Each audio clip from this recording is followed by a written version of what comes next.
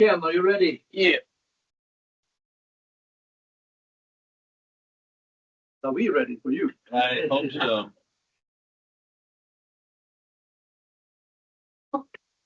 Thanks, everyone, for your continuing, evolving attention to health and safety. I really appreciate it. I see it. I feel it. I hope I'm being helpful and giving you little tools each time I do this, plus the review. Today, we're going to be talking about something. Here we go. This is cognitive bias. What I'm going to present here, I'm not going to read all the slides or go through every slide. I'm going to give this to you before the end of the week, either today or tomorrow, so that you can take a closer look on your own. But what I want to bring to our attention is that cognitive bias, when we do a root cause analysis of major incidents, which I'll present a few here, we often see that cognitive bias, which is a systematic deviation from rational judgment affecting how we process information and make decisions, is really at the root cause of misunderstanding a hazard and how we can attend to controlling that hazard, how we can assess the risk, right? So biases distort risk perception, they complicate decision making and contribute to preventable incidents. I'm going to whip through this, but I want you guys to know some basics. I've got 10 of them here. There's more, but this is what applies to us. Confirmation bias. You find what you believe already exists. You have an understanding in mind as far as a risk, what it's going to take, what the things you have to be careful about are, and it's not complete. It's based on incomplete information or misperception, but we don't get it right. So that's a confirmation bias. We're only seeing what we already expect to see, and we're ignoring other things. Anchoring bias. You may be presented with information initially that registers, sort of like the first impression you have with people.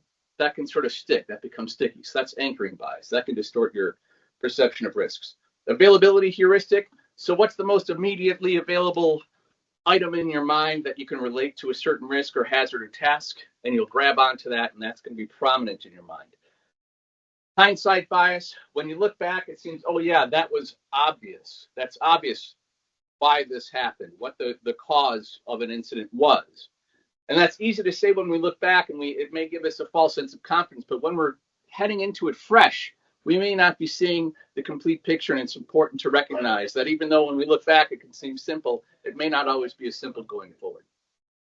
Dunning-Kruger effect. This is when you overestimate your ability in a certain area of skills so that you think you're better than you actually are. And this could happen for a number of different things. I think of our big orange guy right now, but it can be that you think you're better than you are. It can also be that you're so well informed about your area of expertise that you recognize there's a lot that you will always have to learn that you don't know. And then you underestimate your abilities. So both of those are Dunning-Kruger effects. Status quo bias. We've always done it this way. So far, so good. Keep going. If you want to fly and you jump off a cliff, it's going to be so far, so good for a while. And that will inevitably lead to something going wrong. Sunk cost fallacy. We've already paid for it. Money's in. Just keep going. Let's not make changes. We've already made the investment. Sunk cost fallacy. Overconfidence bias. A bit similar to Dunning-Kruger, except it applies to everything. I can do this. Wrench is falling. Got it. No problem. Don't have to worry about it. Overconfidence bias. Plan commitment bias. We're working on a big job. We've got a plan. It's supposed to be done by 5 o'clock. Or it's supposed to be done by Friday or the end of the month. And all the resources, everyone's in there. They're concentrating. There's higher stress, changing dynamic situations going on. Ignore them. We got to meet the deadline. Things can go wrong. Finally, framing effect. How we present the information can distort or influence our perception. So, some questions I sprinkled through here. This is what I'm going to spend more time on. If it takes 5 machines, but not much time, 5 minutes to make 5 widgets, how long would it take 100 machines to make 100 widgets? Who says 100? Who says 5? Answer is 5. So this is an anchoring bias because the information presented to you right away was 5, 5, 5. We see that pattern, so we just extend it linearly to 100, 100, 100. But that isn't correct. But our brains have evolved to recognize patterns and give us these. Heuristic is our brain's shortcut of saying, oh, I know how this goes. I've seen this before. I know this pattern.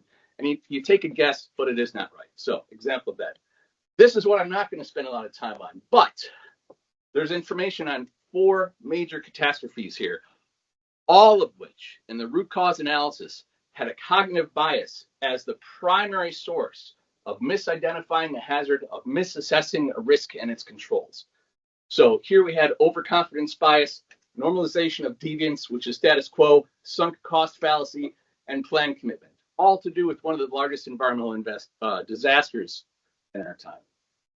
All right, another pop quiz. In a lake, there is a patch of lily pads. Every day, the patch doubles in size. If it takes 48 days for the patch to cover the entire lake, how long would it take for the patch to cover half the lake? 47 is the right answer. I was trying to do like exponential growth, whatever. I came up with 12, and I was completely wrong. This is hindsight bias. You look back, it's like, oh yeah, obviously, if it doubles every day, and today it's the full thing. It was just one day ago that it was only half. All right. That's AI. Yeah. Thank you, ChatGPT. Help me out there. Columbia Space Shuttle in 2003. Space shuttle is going off. They have insulation on the outside because when you're re-entering the atmosphere, because the friction in the air gets super, super hot, right? So you have these foam panels. They were falling off once in a while. No big deal. Status quo bias, no problem. But actually, one of those foam heat shields came off. It's superheated. The superheated gases had affected the wing, and the whole thing came apart, and all 7 astronauts died. Cognitive bias. It was complacency. So far, so good. Done this before. They underestimated the risk of those foam panels. Ian can dig a hole in 2 hours. Oliver can dig the same hole in 4 hours. How long would it take them to dig the hole together?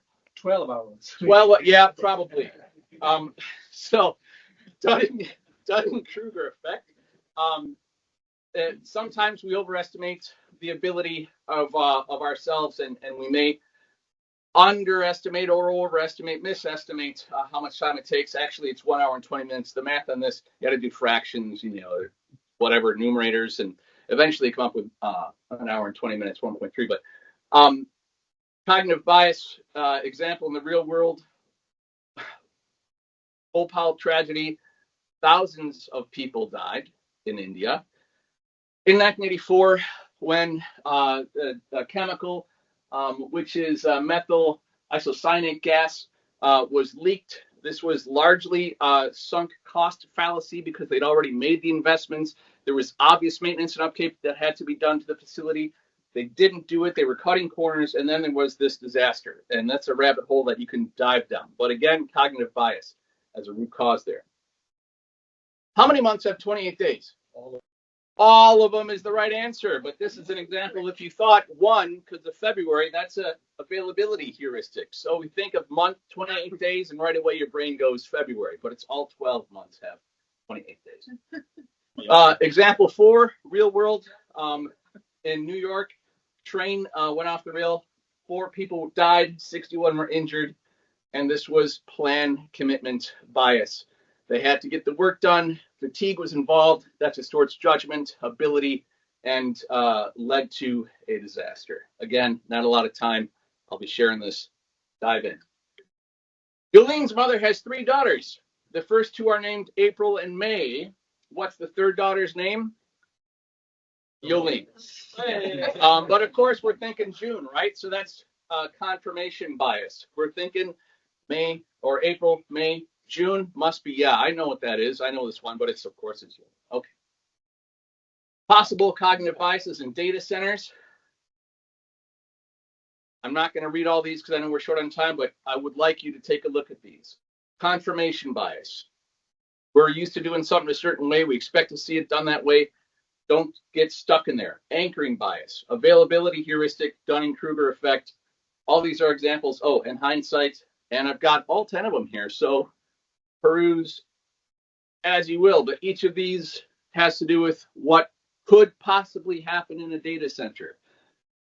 The most important thing I want you all to take away from this is that cognitive bias is one of the most serious influencing effects on our ability to accurately and safely assess control hazards and do our risk assessments properly. So just always be willing to be fresh, have that safety consciousness, that frosty thinking out of the box.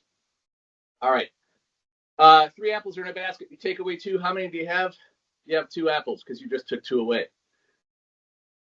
Remember, this is why we're doing what we're doing. We're trying to avoid the lagging indicators by paying attention to leading indicators. When we are doing our RAMs, It's not going to be done right if we have cognitive biases influencing how we're understanding and assessing the risks. So that's why I'm giving you this as another tool. All right, final little question. You're in a Grand Prix go-kart racing and you pass Rasmus in second place. What position are you in now? Second. Yeah, you're not in first, you're in second. This is overconfidence bias. Well, why? Because nobody passes Rasmus. Actually, many assume if you pass second, you're in first, but no, you're in second. There's Rasmus. So remember, we're on this continuum, okay? Reactive, that's going to be a whole bunch of cognitive bias. We want to be moving away from there.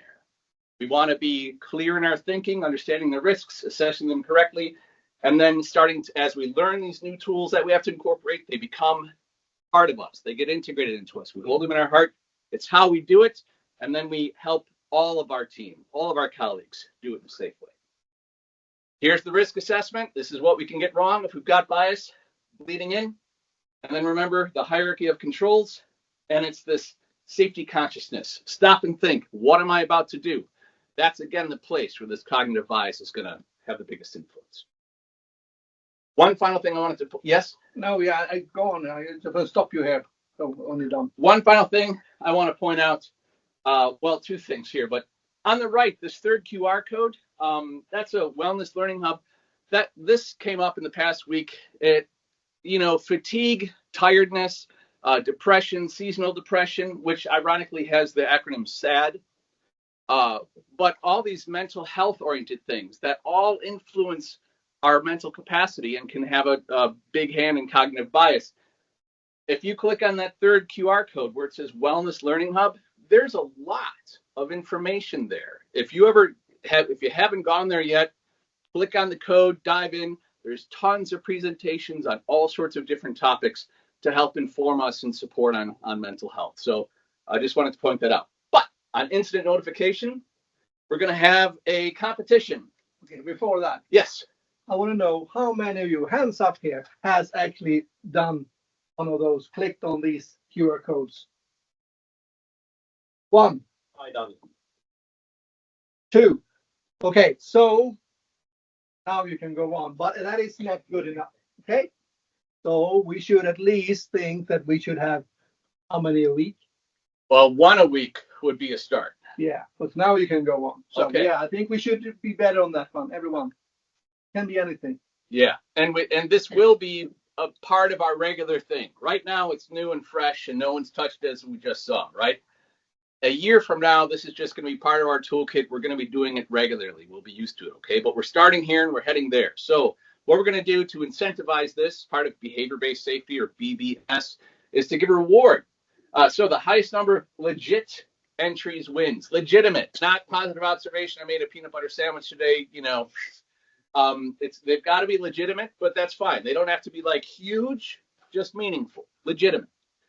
And if you add a cognitive bias observation there, you get double points, okay? So whoever has the most points by the next breakfast meeting gets a prize. Not a peanut butter sandwich, something more valuable than that. And that is it. Here at the end, the last page, you can find all the biases, sort of the root causes and preventative measures and some examples. Okay, so this is going to be part of sort of the handout, little cognitive bias booklet you get today or tomorrow. Thanks. Will you be sending that out, Kevin? I will. I'll send that out today or tomorrow. That's really great.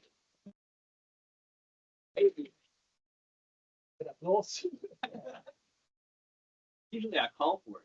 Oh, yeah. Rightfully you get it. So that's good. Thank you. So someone said it's always hard to go on after Ken. So by that said, Henrik. You're welcome.